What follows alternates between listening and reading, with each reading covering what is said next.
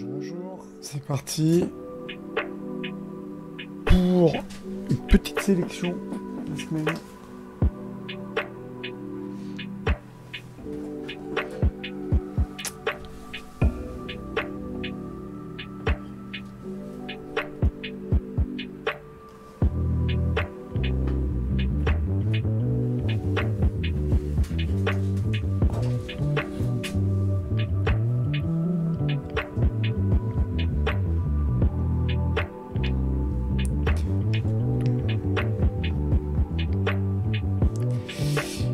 Ce que je vais faire, c'est que je vais partager comme semaine dernière mon écran, mes trouvailles, comme ça vous allez voir en même temps.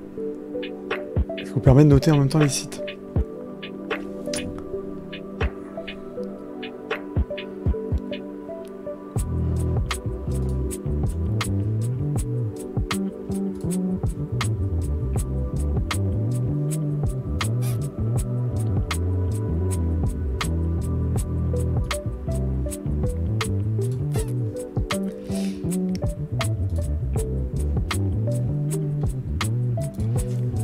Rappeler aussi de ce que j'avais pu voir semaine dernière. Je change juste le lien.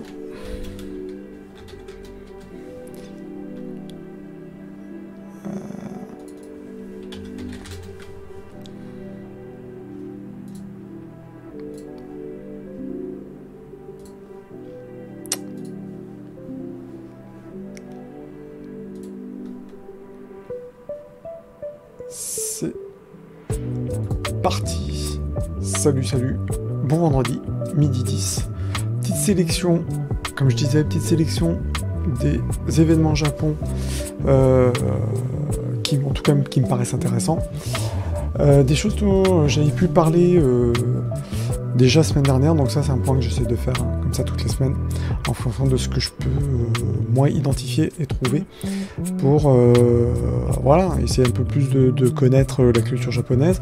Il y a vraiment plein de choses qui se font à Paris en ce moment, en Paris et France, puisque mon but c'est pas uniquement que de parler des événements parisiens, ça c'est sûr, donc c'est d'essayer aussi de faire des focus sur les petites expos, les petits lieux ou même associations qui peuvent faire en tout cas produire des événements. Pour ça, vous pouvez me contacter sur Twitter, je vais mettre le Twitter, ça va être assez simple. Si vous avez des événements que vous identifiez, vous me contactez, limite en DM sur Kogai-san, donc Kogai_san, sur Twitter, vous me faites un DM, ou sinon vous me citez tout simplement.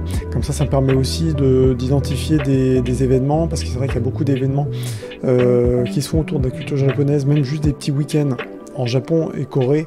Bon, après voilà, vous voyez un peu des sujets sur lesquels j'ai envie de parler. Vous pouvez, n'hésitez pas en tout cas à m'en parler et me citer, parce que c'est vrai que c'est assez difficile pour les petites associations d'avoir un peu de visibilité. Puis il y a des choses très intéressantes qui peuvent se passer, donc n'hésitez pas. Donc je reviens juste sur une expo que j'avais vue et que j'avais évoqué semaine dernière. C'est une expo qui a lieu au Compa. Donc Compa, qui est le musée en fait de l'agriculture, qui est vraiment un super musée, c'est à Chartres, et qui organise une expo sur les rizières au sushi. Donc vous voyez, donc vous pouvez, encore une fois, je trouve que c'est un format qui est assez intéressant, ça vous permet de voir aussi les liens. C'est lecompa.fr, vous avez l'expo, et ce qui est intéressant, donc c'est une expo, comme je disais l'autre jour, centrée sur le riz. Le riz qui est quand même un élément plus qu'important dans la culture japonaise, et qui va se retrouver dans diverses strates de la société, notamment aussi évidemment dans l'art et dans l'art, dans les estampes, dans la mode, on va le retrouver partout. Bon là, vraiment le focus évidemment c'est sur la rizière et comment le riz est devenu un élément, comme on le met ici, de représentation du Japon. Donc je pense que c'est une expo, comme je disais, je vais essayer de la faire et de vous diffuser, voir si c'est possible d'en faire un live IRL. Mais en tout cas, allez-y, c'est jusqu'au 2 juillet. Je pense qu'en tout cas, ce qui est présenté, ça a l'air d'être une expo très complète, une scéno qui a l'air franchement assez bien faite, pour un musée auquel, bon, même si on est amateur d'Asie et de Japon, on n'a pas forcément en plus l'idée d'aller dans ce musée, qui semble être un lieu que je ne connaissais pas, qui semble être en tout cas un lieu vraiment très intéressant et très centré sur pédago sur la diffusion de connexion, etc. Le micro qui vole. Excusez-moi pour le bruit dans le micro. Bref, lecompas.fr, donc ça, allez-y. On est vendredi 17. Il y a surtout aujourd'hui 2 événements qui sont importants. Je suis désolé, c'est uniquement pour les Parisiens. Enfin, pas que. Dans le cadre du musée du Quai Branly, qui, je rappelle, en ce moment a une expo dédiée au kimono. Et encore une fois, le Quai Branly, c'est effectivement en priorité les arts premiers, les arts d'Afrique, mais pas seulement, puisqu'on a aujourd'hui une belle expo, c'est au Quai Branly, qui a vu l'exposition aussi autour des arts guerriers et des samouraïs, donc il y a une très belle expo sur les kimonos, qui se situe au 3e étage, allez-y, franchement c'est petit prix, voire c'est gratuit, surtout si vous êtes adhérent, franchement l'adhésion, parenthèse, adhésion au Quai Branly, c'est une vingtaine d'euros, vous avez accès à toutes les expos, donc allez-y, si vous êtes étudiant c'est gratuit. Exposition donc sur les kimonos, et ce soir en fait il y a un événement qui est gratuit, qui s'appelle donc Soirée Japon, plongée dans la pop culture japonaise, notamment présenté par Marie Palot, il va y avoir Teddy Riner, Louis San, voilà, il y a du beau monde, pour justement parler de la culture et de la pop culture japonaise. Donc il va y avoir plusieurs événements, J-pop, du JG7, vous allez voir classique, les démos de Taiko, mais ce qui est pas mal, parce que je pense que ça va être quand même très sympa. Donc je vais essayer d'y aller. Si je peux essayer de faire un live, je fais. On va voir comment ça se passe. En tout cas, si vous êtes sur Paris, allez-y, c'est à partir de 19h jusqu'à 23h, c'est gratuit. Dans la limite des places disponibles, bon, voilà, je vous conseille, comme tout événement, de toute façon, au Quai Branly, c'est essayer d'y être quand même entre 19 et 20h. J'ai vu le programme, puisqu'en fait, au niveau du programme, il y a plein de choses, mais on n'a pas forcément les horaires. Voilà, c'est 19h15, je vais essayer de zoomer, parce que je pense que là, normalement, c'est mieux. Voilà, ça commence 19h, 19h15, 20h, voilà, par exemple Marie Palot, c'est à partir de 20h, donc voilà, essayez de venir si vous y allez à partir de 19h. Si vous êtes sur place, pareil, on peut se retrouver, vous faites un petit message, un petit DM sur Twitter. En tout cas, je pense que ça peut être très sympa, en sachant en plus que, encore une fois, c'est totalement gratuit. Vous avez toutes les infos sur le site du Quai Branly, si vous voulez avoir le détail. Et c'est ce soir, uniquement ce soir, donc à pas rater. Avant ça, je vous invite à vous connecter sur YouTube, la MCJP, donc Maison de la Culture du Japon à Paris, qui organise une conférence sur place et en ligne, donc gratuite, sur un sujet qui est assez intéressant, parce que c'est un sujet qu'on traite rarement, qui mixe l'architecture et la société. Et en fait, c'est donc voilà, intitulé, comme vous voyez, pour un paysage convivial. C'est avec Chie Kono, qui est donc une architecte, et qui, comme c'est expliqué dans le descriptif, c'est notamment occupé à, en tout cas, traiter les sujets de projets d'architecture au Japon, liés à la protection sociale, à la vieillesse de la population, et en même temps, comment l'architecture japonaise doit aussi s'adapter avec les nouveaux enjeux climatiques. Et donc, il faut savoir qu'il y a quand même une construction traditionnelle japonaise, évidemment, qui se fait avec des matériaux naturels qui sont du bois. Donc il y a aussi un travail aussi social de mise en avant des artisans, et comment ces artisans doivent aujourd'hui trouver leur place, alors qu'il y a quand même une architecture qui devient aussi un bétonné, même au Japon, évidemment c'est pas comme chez nous, mais voilà, il y a plusieurs niveaux de lecture dans cette conférence. Désolé pour le téléphone, je pense que ça peut être vachement sympa, et c'est encore une fois une conférence qui est gratuite, donc c'est ce soir à partir de 18h, et c'est en ligne sur YouTube. Donc le plus simple, c'est que vous allez sur la chaîne YouTube de la Maison de la Culture Japon à Paris, et vous aurez directement accès au live. Encore une fois, conférence gratuite, donc à pas hésiter. Donc ce qui est pas mal, c'est que c'est à 18h, donc ça permet de voir 18h la conférence, 19h aller au Quai Branly pour cette petite soirée bien sympa J-pop. J'avance. Donc ça, c'est plutôt pour les événements à venir que j'ai identifiés. Je pense que j'en parlerai. Premier événement au musée Czarnowski, très beau musée, on pourra en parler aussi, qui va présenter en avril, donc là on a le temps, mais enfin 14 avril, donc c'est dans un mois, une belle expo. Je vais essayer de toute façon d'y aller en amont, si c'est possible de faire une vidéo, on en fera une. Au pire, je ferai très probablement une vidéo assez courte en mode TikTok dessus. C'est pour présenter une collection donc d'un monsieur qui s'appelle Harley Preston, en fait, qui avait pour passion l'Asie, notamment la Chine et le Japon. Et donc cette expo, moi, me paraît très intéressante puisqu'elle va présenter à la fois les céramiques, donc de la période Song en Chine, et faire le parallèle avec la peinture et la céramique Mingei au Japon. Comme c'est écrit, je suis désolé, je sais pas ce que je dis en même temps. Donc on est vraiment sur un diptyque. C'est vrai qu'on compare souvent le Japon à la Corée, on va faire des rapprochements, voilà, en termes des arts, notamment pour les arts décoratifs. Hein. Ça, je pourrais faire une petite aussi, je vous présenterai, c'est aussi le but de cette chaîne, vous faire une présentation de ce qu'est le Mingei, le Kogei, le rapport avec la Corée notamment, hein, puisque les passerelles, Yanagi Soetsu, ça, on est vraiment sur la passerelle entre la Corée et le Japon, et ça, on ne sait pas forcément, mais c'est aussi des passerelles évidemment avec la Chine, et donc ce qui me paraît intéressant, c'est dans cette exposition, donc qui encore une fois a lieu dans un mois, je pense avoir accès notamment au vernissage presse qui va être en amont, pour essayer de voir ce que propose le musée Cernuschi, mais ce qui me paraît pas mal, c'est justement de cet axe qui est le dialogue entre la Chine et le Japon, donc au XXe siècle, et notamment avec le focus avec les Nihonga, qui sont les peintures début du siècle. Donc voilà, j'ai envie de voir ce rapprochement. Alors Nihonga, je vous laisserai les regarder, mais éventuellement je pourrai en parler. Évidemment, quand on voit les Nihonga, on sent l'influence clairement chinoise, il n'y a pas photo dans le travail artistique, mais c'est une patte japonaise. C'est aussi la force du Japon dans toute l'histoire artistique du Japon. Le Japon a su s'imprégner, et c'est vraiment la force de cette culture qui a su s'imprégner des autres cultures artistiques voisines, le Japon, la Chine et même d'autres cultures, évidemment après sur les cultures occidentales dès l'arrivée des Portugais au XVIe siècle. Le Japon, c'est une île, hein, donc la culture japonaise a dû se construire, évidemment elle s'est construite elle-même, mais elle s'est construite aussi avec son entourage. Donc ça c'est vachement intéressant. Et ici, dans cette expo, je pense que ce qui va être assez intéressant, c'est ce rapprochement notamment avec les Song. Il y a eu des passerelles, hein, il y a eu le pays à cette période, donc fin Edo, Meiji, le pays a évidemment eu des échanges artistiques, c'est ouvert. Je pense que ça va être assez intéressant en tout cas à voir. J'en parlerai, c'est au musée Cernuschi, notez-le, allez sur le site, vous avez les infos concernant cette expo. Mais c'est quelque chose qu'il faut déjà se noter parce que je pense que c'est une très belle expo.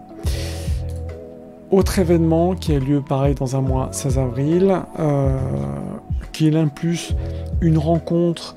Alors je ne suis pas sûr que ce soit une rencontre accessible, en tout cas qui va être accessible en ligne. C'est pour les Parisiens, mais vous pouvez prévoir si vous venez, gratuite, qui a lieu donc au campus Condorcet, qui est à Aubervilliers. Pourquoi je dis avril, qui a lieu en septembre 2023.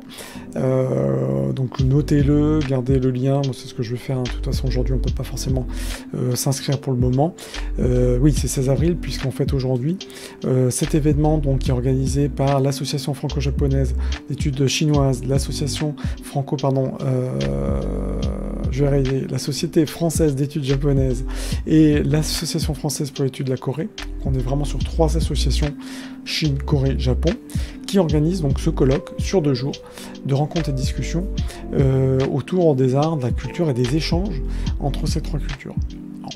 En tout cas, ce qui est intéressant là-dedans, c'est comme on le met ici, c'est que l'objectif de ce premier colloque n'est pas tant de s'intéresser aux problématiques de transfert et d'échange culturel, évidemment ça va être traité, mais ce que je veux dire c'est que ce qui a avancé ici, c'est que les échanges entre les cultures sont des sujets qui sont régulièrement traités, aussi bien par des doctorants que dans des colloques, voilà, ça je veux dire, c'est du régulier, aussi bien sur des aires culturelles, une période en particulier, dans les domaines artistiques, en archéologie, etc. Bon.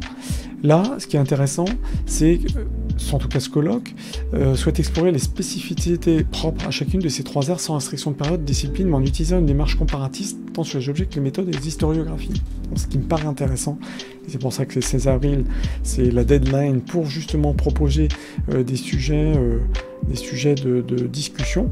Donc je suis en train de cogiter justement par rapport à ça. C'est d'avoir une discussion, une démarche de réflexion. Ça rejoint justement l'exposition à Serdouski entre voilà, la Chine, le Japon, Corée, Chine, Corée, Japon. Moi, ce qui m'intéresse en particulier, c'est justement peut-être de faire un focus sur le Kogai, Yanagi Soetsu, comment Soetsu a pu vraiment utiliser et partir d'une connaissance artistique, artisanale coréenne pour en faire quelque chose au Japon, et comment tout ça, ça s'est imprégné. Donc je trouve que on est plus que dans l'échange, on est vraiment sur une réflexion miroir entre deux cultures, et comment chacune de ces cultures, pour le coup ces 3 cultures, moi personnellement je connais plus évidemment le Corée et le Japon, mais comment ces 3 cultures ont pu se construire et échanger. C'est accessible à tous. Donc aujourd'hui, il n'y a pas de planning, il n'y a pas de, on ne sait pas encore ce qui va être vraiment proposé comme sujet, puisqu'encore une fois, le dépôt des sujets se fait là jusqu'au mois d'avril. Donc ça, je pense que j'en parlerai. À voir si je peux y participer, voilà, dans quelle mesure. Alors c'est des petites interventions d'une demi-heure, donc pourquoi pas venir faire quelque chose d'une demi-heure sur justement le Mingai et le Kogai. En tout cas, voilà, notez-le. Vous avez un site pour justement suivre et être tenu au courant qui est chine-corée-japon.science au pluriel conf.org. J'en parlerai. Et puisque c'est au mois de septembre, mais j'en parlerai puisque progressivement, à mon avis, d'ici le mois de mai-juin, on aura le planning des interventions. Et en tout cas, c'est quelque chose qu'il faut se noter puisque en plus c'est un événement qui est gratuit. J'avance pour vous rappeler que, on l'oublie pas, c'est quand même une très belle expo jusqu'en mai, donc allez-y, le week-end il commence à faire beau, ça vaut le coup d'y aller, d'aller vers la Tour Eiffel, vous faites votre tour, Trocadéro, musée Guimet, j'en avais déjà parlé la semaine dernière, très belle exposition Hiroshige et l'éventail, allez-y les yeux fermés, voilà, que vous connaissiez, que vous êtes amateur ou pas des estampes, allez-y parce que ça va vous donner envie déjà de retourner au Japon ou d'aller au Japon, et puis surtout ça va vous faire découvrir tout un monde, celui des estampes, et surtout des estampes qui sont dédiées aux éventails, à la production d'éventails. Donc comme je disais, c'est une collection qui est assez rare, puisque en fait les estampes sur les éventails étaient donc à l'époque des estampes très fragiles, sur du papier beaucoup plus fin. Je vais avoir une discussion là-dessus justement sur la typologie, sur le type de papier, le type de washi utilisé pour les éventails, puisqu'on est sur des objets qui étaient utilisés tous les jours. Donc forcément, on n'est pas sur d'impression d'estampes sur papier qui va être encadré ou laissé à la maison. Là, on est vraiment sur un objet qui est à l'extérieur, donc forcément le vent, la pluie, quand il fait trop chaud, l'humidité, etc. Bon, donc c'est vrai qu'il y a peu d'estampes qui aujourd'hui sont encore en bon état de conservation, et donc tout l'intérêt de cette exposition, c'est de présenter un corpus d'œuvres qui faisait partie d'une collection, corpus d'œuvres en fait qui viennent directement depuis des imprimeurs. En clair, ce sont des tirages qui étaient conservés chez les imprimeurs et qui ont pu être, donc tirages qui auraient dû être utilisés justement et collés sur ces fameux éventails, les Uchiwa, que vous voyez ici. Et donc cette présentation, c'est pas mal du tout, parce que ça va vous donner un vrai aperçu de travail, cette lecture d'Hiroshige, qui avait pour vocation en fait vraiment de faire voyager les porteurs d'Uchiwa, de faire, je dirais, voyager même des Japonais, pas forcément sur Tokyo, pas forcément proche du Fuji, les faire voyager, c'est un peu comme la photo, comme les VRL, donc allez-y, parce que c'est vraiment intéressant. On pourrait y retourner, éventuellement, je pourrais peut-être refaire un live d'ici le mois de mai. En tout cas, allez-y, c'est une très belle expo à voir. Je regarde mes liens, mais je crois que j'ai fait le tour pour ces quelques petites expositions. Vous pourrez revenir sur mon précédent live semaine dernière, sur lequel je parlais aussi d'autres expos. Je vais essayer de refaire ça chaque semaine. En tout cas, voilà, dites-vous qu'aujourd'hui, si vous êtes amateur du Japon, vous êtes amateur de Corée, voilà, il y a vraiment plein de choses qui se font, et puis c'est pas en tout cas des expositions qui sont compliquées ou difficiles d'accès. Comme Hiroshige et l'éventail, vous pouvez y aller sans rien connaître aux estampes, sans rien connaître à Hiroshige. Bon, je pense que vous avez déjà tous vu une estampe d'Hiroshige ou de Hokusai. Et ben voilà, une expo comme ça hyper accessible. En plus, la scénographie, franchement, c'est très sympa, on se marche pas dessus. Et ce qui vous permet au plus d'aller voir les autres collections du musée. Au même titre que le Quai Branly. Le Quai Branly, hop, qui est ici. Quand vous allez pour la soirée Japon ou voir l'expo Kimono, profitez-en pour aller voir aussi les autres collections, qui sont pas forcément des collections d'art d'Asie, parce que vous allez voir qu'il y a aussi des rapprochements qui peuvent se faire, notamment autour des masques d'art africain. Il y a plein de choses, ça je pourrais aussi en parler. Donc voilà, écoutez, je vous remercie de m'avoir écouté, bon, c'est une petite session, hein. Encore une fois, n'hésitez pas si vous identifiez des belles expos, vous identifiez, j'en sais rien, une association qui fait un week-end sympa autour du manga, de l'animé, de la pop culture ou autre, n'hésitez pas à m'en parler. Le plus simple, c'est de passer peut-être par Twitter, vous me citez ou un DM, voire éventuellement sur Instagram, mais sur Instagram ce sera plus sur Kogai, donc passez plutôt par Twitter. Et puis comme ça me permet d'en parler une fois par semaine. Voilà, je crois que je vous ai tout dit. Bonne journée, bon vendredi, peut-être ce soir au Quai Branly pour cette soirée Japon. D'ici là, bah écoutez, bon appétit, hein. Allez, salut, ciao, ciao, ciao.